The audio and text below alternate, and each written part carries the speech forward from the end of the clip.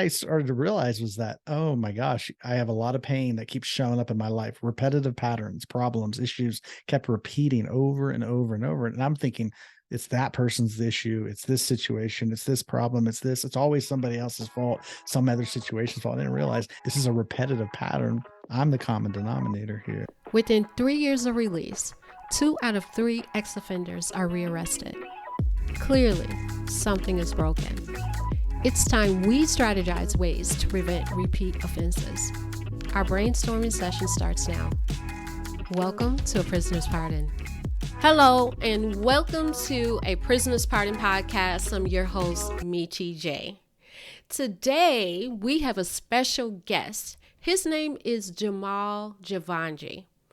Jamal is a best-selling author and wrote the book Living for a Living, which talks about how we live in a survival mode rather than living in our purpose.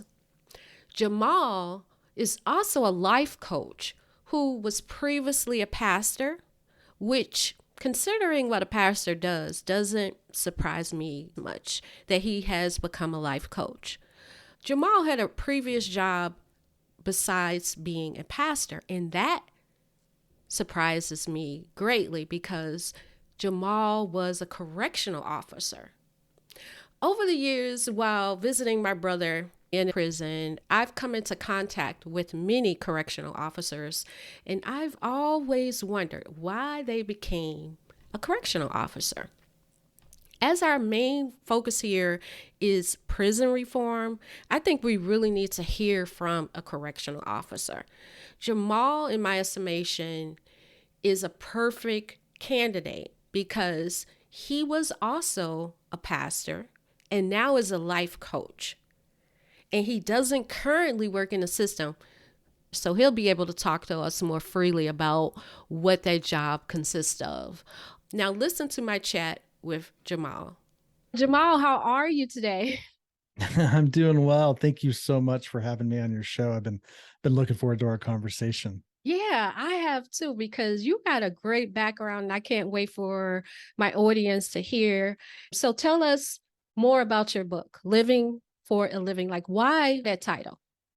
Yeah, I appreciate the question. It actually comes from a little bit of a pet peeve for me because, growing up, people would always ask you, hey, what do you want to be when you grow up? What do you want to do for a living? And then of course you grow up and people ask the question, what do you do for a living? And the reason why it was kind of a pet peeve for me is because, I grew up in a family, my dad grew up overseas, comes from a very impoverished part of the world. And my mother also generationally, comes from an area of the country where there's just a lot of generational struggle and poverty. And what I witnessed, and I appreciated their life and the sacrifices they made, but what I watched was they worked really hard, but they lived in such a way, it was really all about survival. It was always about paying the bills, just bringing in enough money to survive. And my mother, to give you an example, she had a good job, worked for the state, good, paid well, good benefits, but she hated her job so much that there were some mornings she would wake up and actually throw up. Wow. That's how much she just dreaded, the sense of dread to go to work. She just did not like it, but she did it for 30 years. Oof. And retired. And I remember watching that growing up and realizing, is that what life is? Even though I appreciated and really knew that she was sacrificing a lot for our family, I just thought to myself, is that what I have to look forward to? Is that what life's about?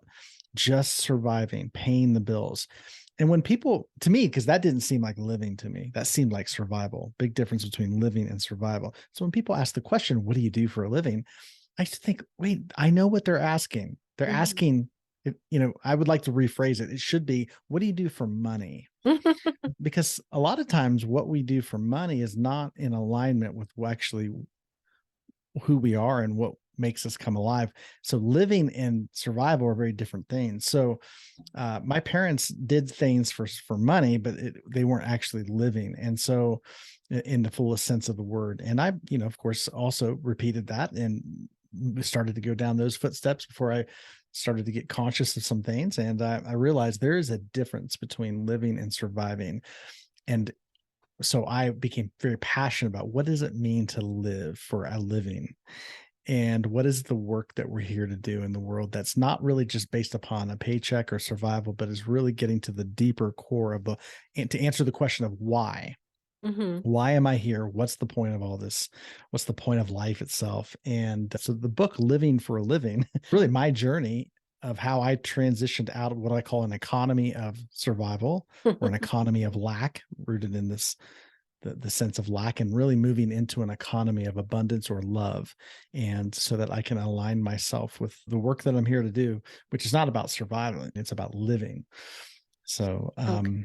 that's what Yeah. living for a living is about. Yeah. Wow, I like that. That sounds really, really interesting. And so I think basic, the one of the basic questions that we all have. And it's basically what's our purpose? So you said you went through a journey of transition. So Mhm. could you take us a little bit through this journey of yours? Absolutely. Well, I started, it's a lot of years, but I'll try to condense it. Yeah. It- you know, as early as far back as I can remember, as I mentioned, I was fascinated by life. I was always asking questions. I wanted to know why we do what we do. Why do adults do what they do? I watched my parents, and I wanted to know why do they do what they do. And I didn't realize till much later that was a fundamentally that's what I would call a spirit. It's a spiritual question, and I'm asking, what is the point of life? Why are we here? So my dad, his religion of his family was Islam, so he was a Muslim, and so I grew up in he was very devout and centered. I remember watching my dad pray 5 times a day, and our household was kind of centered around that. And then my mother was very devout Catholic, so very unlikely couple. She actually wanted to be a nun before she married my dad. Wow. What kind of kid did they have? Okay, I want to. So I grew up, I went to the mosque on the weekends and would go to Catholic schools during the week. And so I'm just trying to make sense of all of this. Like, what's happening and what's real, and what's my dad was very devout, my mom was very devout, but I knew that there was major differences in their belief systems. But what I was looking for, and I didn't know this at the time, I was looking for, does it work for them? Meaning less about the specific beliefs, but is it addressing the deeper issues of their life? Like, are they happy? Do they feel fulfilled? Mhm. That's what I mean by, does it work for them? And what I witnessed was, it didn't really answer the fundamental questions of, again, the why are we here, what are we doing here? So that led me on a journey. I was deeply unsatisfied with what I was finding in life. So by the time I got into high school, I mean, I was drinking and Mhm. getting into drugs and sex, and just I was kind of in that scene. I went headfirst into it. Now, I wasn't doing it because it was the cool thing to do or is what people were doing. I was actually looking. I was actively searching, like, maybe it's about this. Maybe life's about trying to find fulfillment and satisfaction through these means. And it didn't take me long to realize that didn't work. Hmm. So eventually, out of high school, I became a father when I was 18. I have a daughter that was born literally on my 18th birthday. I was a senior in high school. So I became a new dad very young in life, and I needed a job to take care of my child, and eventually got married pretty quick, within a year after that. And I ended up becoming a corrections officer. That was kind of I mean, I really was unqualified for that position at the time, but my dad knew somebody who Mhm. worked in, a state office somewhere, who they said, hey, we really have a shortage of corrections officers in the state of Ohio at the time. And Mhm. that's where I was born and raised, in Columbus, Ohio. And so they said, tell your sons to, I had a brother who's a year and a half older than me. And they said, tell your sons to apply. So my brother applied, and Mhm. he got the job. And I thought, he's crazy, I would never do that. And then after I got out of school, I ended up doing that. So I ended up becoming a corrections officer, and that was a life-changing experience for me. I ended up doing that for about 5 years. And what I discovered in that time, I really learned, it was I look at that as almost like, that it was divine providence that I got that Mhm. job, because it really prepared me for my for my trajectory in life. I didn't know it at the time. I needed a paycheck, so I was not living for a living in that moment. I just did the job. But in that position as a corrections officer, I always tell people I became convinced. I came into that job thinking that some people were just bad. They were just inherently evil, or they needed to be locked away and discarded. And that was just my view of people. And after about 5 years working there, I always tell people I came away from that time working in a correction as a corrections officer, convinced in the goodness of humanity. And what I saw was that people at their core are no different than me. We all have the same desires, same longings, but our story is what gets in the way of our humanity. It gets in the way of our power, our essence, the fullness of who we are as a living being. What gets in the way is our story, our personal stories that a lot of times are rooted in trauma, that are rooted in deep pain. And what I saw in the prison was that a lot of the folks that were there as inmates were people who had stories with a lot of pain. And many times those folks had never learned to see themselves beyond their story, not realizing that who they were was like who they thought they were was literally a story. It wasn't the truth of who they were. And I began to see that if somebody could get a glimpse of themselves beyond their story, beyond their pain, there's their freedom. And I became so passionate about that, of helping people heal and go beyond their story. So that was a very instrumental period of my life. So any one person there that kind of struck you, or any person that stands out to you there that kind of helped shape that in particular? You don't have to give a name per se, but just what did they say to you that just gave you that aha like moment or something? That's a good question. I remember it was a really challenging job for me in the beginning because I was 19 when I got the job as a corrections officer. A lot of these guys were older than me. That's nice. So That's young. I was just a baby myself. And I had to grow up pretty quickly to survive that. And I remember being, eventually you get seniority, when you work there, everything goes by seniority. So when you get a little bit of seniority, you can, at the prison I worked in, it was a minimum medium security. So in population, I mean, it's kind of dormitory style prison. Oh, so you may have a dormitory of about 500 people in it, and then there's 4 corrections officer per dormitory. So you have about 500 to 4 ratio. So it can be a little stressful. But when I got seniority, I put a bid in on a position in the prison, is what they call the hole, which is security control. It was the maximum security unit of the prison, and it's where folks are locked down 23 out of 24 hours a day. And it's usually because they did something in the prison. They broke, the laws of the prison, whatever, and they got sent to jail within jail. It's like basically jail within jail is another way to put it. So that became my permanent post. I actually really liked it because, well, number one, it was very much more manageable because people were locked down 23 out of 24 hours a day. But they, it had its drawbacks. I mean, people were angry. I mean, you're locked up and you're in jail within jail, basically, meaning there's a lot going on.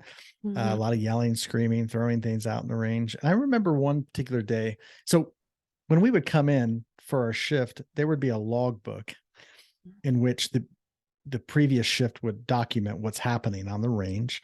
If somebody was a problem, if this particular person was a problem, they'd actually put a yellow mark next to their name in this logbook. And that was pretty customary. And I remember coming on shift and was walking down a range a couple of times, and guys would be just full of anger and rage. And, I had a uniform on, so I became the target of a lot of their anger. And, I represented a system to them. So, I remember one particular day, just having this realization that I could not control. Like we were there to maintain security, but I realized I cannot control grown human beings. Like that's not something, it doesn't matter how much they pay me. I don't have the authority to control people, but I can respond to them. And that was a really key point. And I remember getting to a point where I really understood that. And some guy was giving me a lot of, just flack and resistance. And he, it was time to go to sleep. And I was telling him, okay, it's past a certain hour, you need to go to sleep. And he looked at me and said, I'm a grown man. He's like, I'm in prison. I'm in jail within jail, basically. And who do you think you are telling me that I got to go to sleep as if I'm some child? And I could tell he's reacting like a child would react when a parent says, hey, it's time to go to bed. Literally, even though he's a grown man. And I said, you know what? I hear what you're saying. I was like, I totally understand what you're saying. And you got a point there. I can't tell you when to go to bed. I can just tell you this is the rules, right? This is like this. I didn't choose to be here. You didn't choose to be here, but you're here. I'm here. And these are the rules, right? You have to go to sleep at a certain hour. If you don't, there's going to be a cause and effect to that. Now, I don't want that, but I'm going to get paid regardless. I'm going to be here 8 hours. You're going to be here 8 hours. How you do it is your choice. I'm just telling you, there's a certain criteria as to how we're going to do our time. So we can do it hard or we can do it easy. But literally, you're right. I can't tell you that. I can just inform you of what the case is. You make the choice. And then what happens to you is going to be your choice. But it's always your choice. And then I kind of got into, I said, but if you just look at your life, it's not different with your life. We don't have control over a lot of things. We don't put ourselves in certain situations, but how we respond to it is entirely our choice. And I just remember we got into this conversation. We started talking. He was one of the worst guys, consistently worse, like would be violent, all this. And we had a conversation where I recognize this is just one man talking to another man. This is an inmate officer. This is just human to human. And I respected him as a person with freedom, with choice, with sovereignty, just like I have. We're just in different situations. And I remember coming into work the next day, and the officer that I was relieving, he said, no yellow marks today. I said, what? He said, yes, for some reason, there's no yellow marks. So not only did this man listen to what I was saying, the whole range was listening. I didn't know that. And just that realization, and as simple as I'm telling you this, like, oh, it's a simple concept. A lot of people are like, yeah, of course we have choice. Believe it or not, sometimes we don't know what we don't know. And it occurred to me that this conversation affected an entire range of folks in there that maybe they hadn't even considered the freedom. We're so focused on the bars and what we don't have control over and the loss of freedom and all this, but to realize, like, even behind these bars, you have a choice of how you will respond to life, what's going on inside of you. And literally there was no yellow marks. And this guy, from that time on, as long as he was in that range, he was one of the most respectful people after that to me and to others. Just, he learned to take control pretty quickly of his life. Just that one concept, that was a life-changing experience for me. Yeah. And it sounds like it was for him as well. That was, my takeaway from that is that you spoke to him, not at him. And you didn't take it personal, Right. because control is about personal stuff versus asking them to respond and talking to them, knowing you just brought reality, made it real, and told him what his rights are. And that was I think that was very, very good. And I hope more correctional officers are listening to this, because did you get this in training? Did someone train you to do that? No, I honestly, and I can't, it's hard for me to remember the specifics, but what I remember taking away from our training was actually the opposite. I remember coming away from because we'd go through an academy, and how long? A week? Well, the academy I believe, for me, I think it was like a month, maybe 3 weeks or something. But then of course we had a 9-month probationary period in which it was still kind of a continuation. I mean, you were there, but you were on probation. They could really get rid of you for any moment. Now, if you made it past the probationary period, and that was challenging, I mean, a lot of folks didn't make it, then you were considered, you had some tenure, and it was really hard to lose your job at that point. But I remember even in my academy and probationary period, it was really drilled into us. You cannot see, they said every inmate has a 6-digit number. You must understand they are just a 6-digit number to you.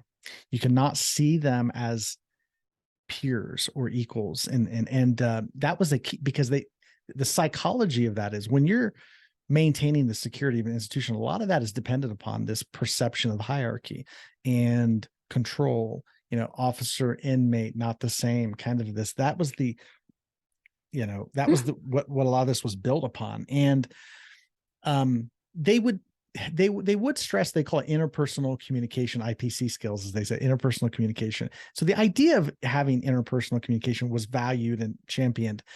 But I think where it got undercut was in how do we view people? How are we viewing them? Do we actually view them as people? Or do we view them as wards of the state, criminals, right? 6-digit. So there's a big difference between, somebody could have committed a crime, or you could be a criminal. Now, which one are you? We all have a past. I went through a divorce in my past, right? I don't see myself as a divorced man. No, I have been through divorce. That's a big difference, right? I'm not identified by the actions, or situations don't define who we are. Past actions do not define who we are. We're so much more than that. So that was not well understood, that human beings, if you define them by their past, you inherently limit them. You put shackles on them. If you define them by their actions, immediately, you're going to have people that you consider to be of no value, worth, or dignity. So that was not understood. So I had to learn that. And that was something that I did on my own, to really to perceive, if you can look at another human being long enough and you can find out enough of their information, their story, you realize everyone has a story. Everyone has pain. And then when you look beyond that, you'll realize we are actually all the same at the core. We're all life. And that I did not receive that training. No. Interesting. Maybe you got it from your training at home, possibly, with the background that you come from. So yeah. And I think this is the desire to understand people. What makes a person do what they do. I wanted to know, why does a person behave this way? Why does a person have this type of reaction? I just wanted to know, what's your story? And I realized everyone's got a story. Okay. So that's interesting how their correctional officers are trained. I was always interested in that to see, because they didn't look like they wanted to be there either, because when I was visiting there and stuff, I saw them run out of there when it was time to leave, and shift changes, and they were just running out of there, that they couldn't wait. So I always wondered, why did they take this job, and not understanding this perception here, like they're just like everybody else, they need money, and they just took the job. So where was your next place? So after that, so you left there, you left the correctional facilities, and you went. Yeah, totally. After that, I ended up going to college. My sense was that I wanted to help people. So that after my almost 5 years working as a corrections officer, I realized I want to help people. And at the time, I became, really involved in a church. People were telling me that you have I think your desire, your heart's like ministry. You need to become a pastor. So I ended up going to a college, a university, got a degree, and became a pastor. So I did that. The next 4 years was university. And then after those 4 years, it was another 4 years of starting a church, working as a local church pastor. Okay. And that was interesting perspective because my heart was I wanted to help people. But then one of the things that got in the way, even as a corrections officer, of working and helping people, was the job, right? I had to maintain security. There was certain aspects of the job that was about maintaining helping the prison function as a prison, which was not my heart, so that's what led me out of it. But interestingly enough, what got in the way of me helping people as a pastor was a lot of it was the machinery of maintaining the church structure, right? It was keeping that. I was basically a CEO of a company. And the day in, day out mechanics of keeping that machine running got in the way of really what I was passionate about, which was people. And so I did that for about 4 years, and then that became deeply unsatisfying. just Okay. as the corrections officer Right. position became for me. So that's a whole other story that I can get into. But the sub story behind all of this, though, that we haven't talked about is my own issues. So I had the way I look at it is Mm-hmm. we typically try to help people. We try to give to people what we haven't or what we have needed for ourselves. Now, I didn't know this. We try to love others in the way we wanted to or needed to be loved. Okay, let me clap. Facts. Okay, go ahead. So I wanted to rescue people, help people because I needed that. Mm-hmm. If I'm being honest, that's what I needed. And there was a lot of unhealed trauma in my own life. Mm-hmm. And I didn't know that. It took me many years to realize that the world, I was trying to change the world out here, change people, fix people, do all these things, do something significant, make a name for myself, all of those things out here I was trying to do. And I didn't realize like the world, the external world that I experience is just a mirror. It's literally a mirror of my internal world. Mm-hmm. And you can't change, like, it's like looking in the mirror, right? If you notice a cut, if you look in the mirror and you see a cut on your face, you could put a Band-Aid on the mirror, but it's not going to work, right? It's not going to help you because Mm-hmm. the reflection, you can't change the reflection. You have to go to the source. So what I started to realize was that, oh my gosh, I have a lot of pain that keeps showing up in my life. Repetitive patterns, problems, issues kept repeating over and over and over. And I'm thinking, it's that person's issue. It's this situation. It's this problem. It's always somebody else's fault, some other situation's fault. I didn't realize this is a repetitive pattern. I'm the common denominator here. Mm-hmm. And that caused me to eventually, my life came apart. Wheels came off the bus, so to speak. Mm-hmm. I lost my marriage. I lost all my relationships, lost all my income. It got to the point where I was homeless, Mm-hmm. just completely done with life, suicidal, ready to be done. And that took a long time to get to that point. But when I was in that state of just complete, I didn't want to live. That's when I got desperate, and certain things happened to me that caused me to start turning inward to look inside. And I realized, oh, there's pain in here. I've been on the run for years trying to mitigate it, fix it out here, but it's in here. And that's when I started inner work and really began to get to the deal with why I was feeling the way I was feeling. Why was I so angry? Why was I so upset? Why was I so hurt? What's going on here? And that had to deal with some things from the past that I had not dealt with, didn't even know were still affecting me. And that was work. that was the hardest work I've ever done. And that became my career, so to speak, inner healing, just for me, Wow. nobody else. That's good. I believe that's what we all, if we're honest, what we all have to do is go through that journey. So that was good. You're talking about those, I would say, demons there, and you overcame it. And what were you doing next? Well, eventually, I mean, this was just a lot of it was just about survival, right? Learning how to get up out of bed in the morning and put 2 feet on the floor and just figure out what I didn't know what was next. I had no idea because I had, literally I had lost everything at that point. And I remember getting to a point where life started to feel good again. I started to have felt like I could put one foot in front of another and started to function. And I had just, I was really blessed with people who supported me during that time, friends that just allowed me, even to very practical things of people letting me stay with them during this really intense period so I could focus on getting my better. inner healing. And I think they knew that. I didn't really know that. It was just reality for me. But eventually I got to this point where life was starting to work again. And I was talking to this lady. She had some addiction issues that she had been struggling with. And I understood that. And I was talking to her about the things I was overcoming and learning. And she said, "Hey, have you ever thought about this?" I said, "Thought about what?" She said, "Doing this." It's like, "Doing what?" She's like doing what you're doing with me, like helping me. I said, and that was like a foreign language because that was what I had tried to do for all those years as a corrections officer, as a pastor.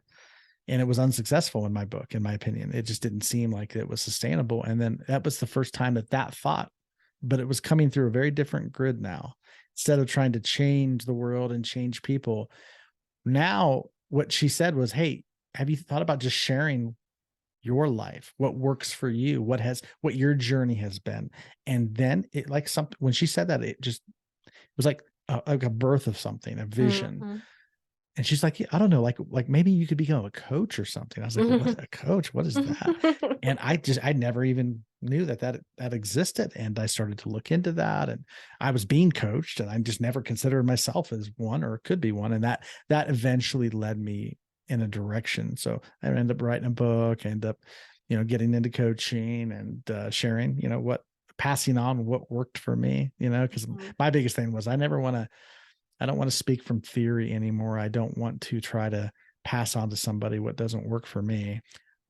Really, all I know, I'm an expert in my life. We all are. We're expert in our lives, what we've experienced, and what we've learned as out as a result of those experiences. And I realized, oh, I can do that. Wow. And So that's that's what happened. interesting.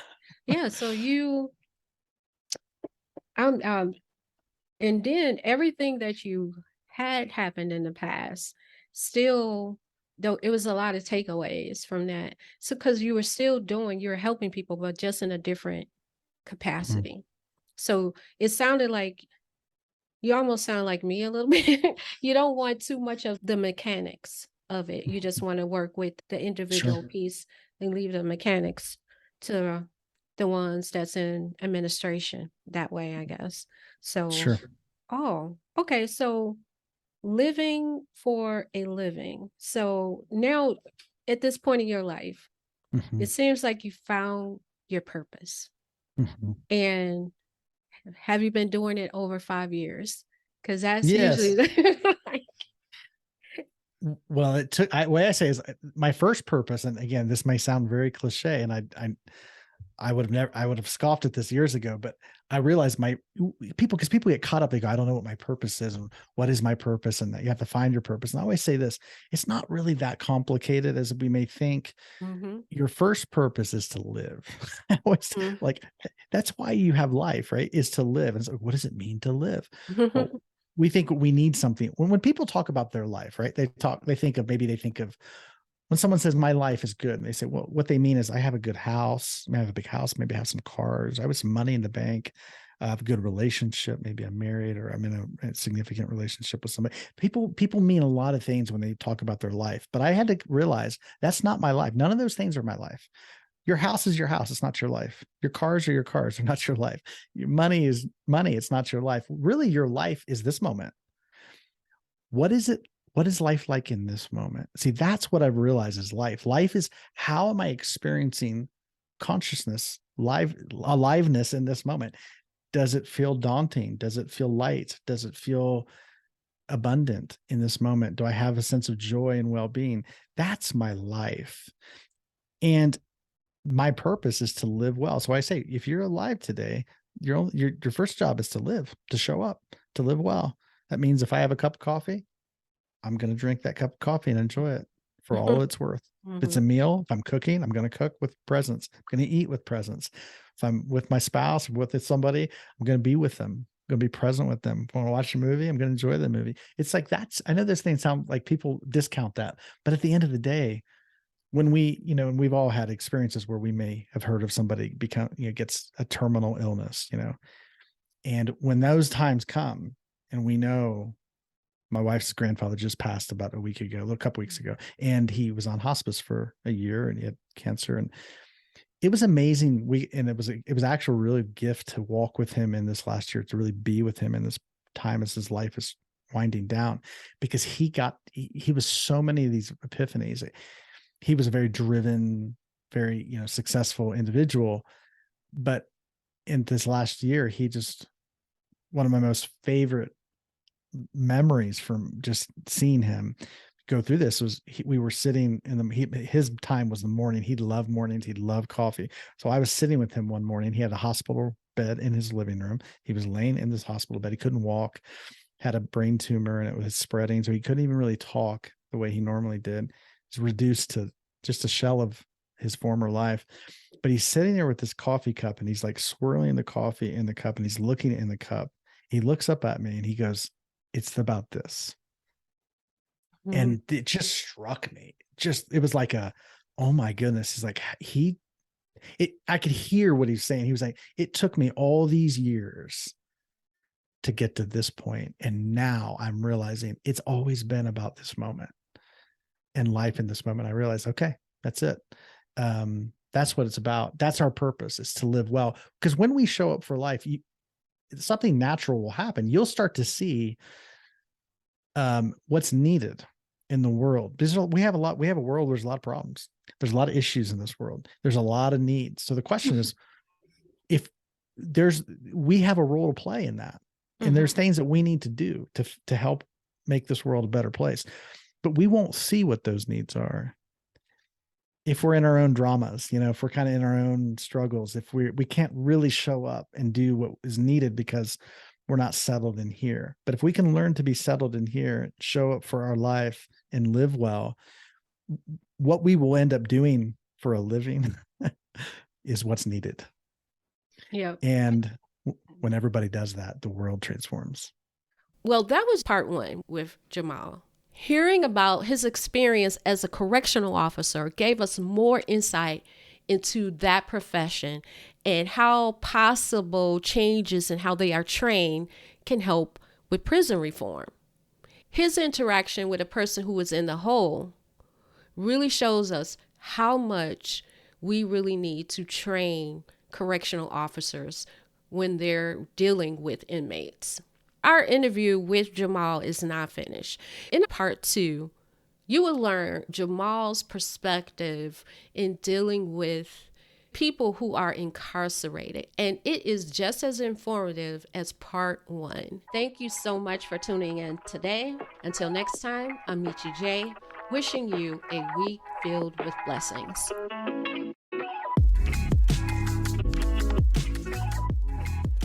Thanks for tuning in to the show. For more information on our guests and resources, visit prisonerspardon.com. If you're enjoying the content, follow, like, and subscribe to this podcast. Also, please be sure to leave a rating and review. Until next time, God bless.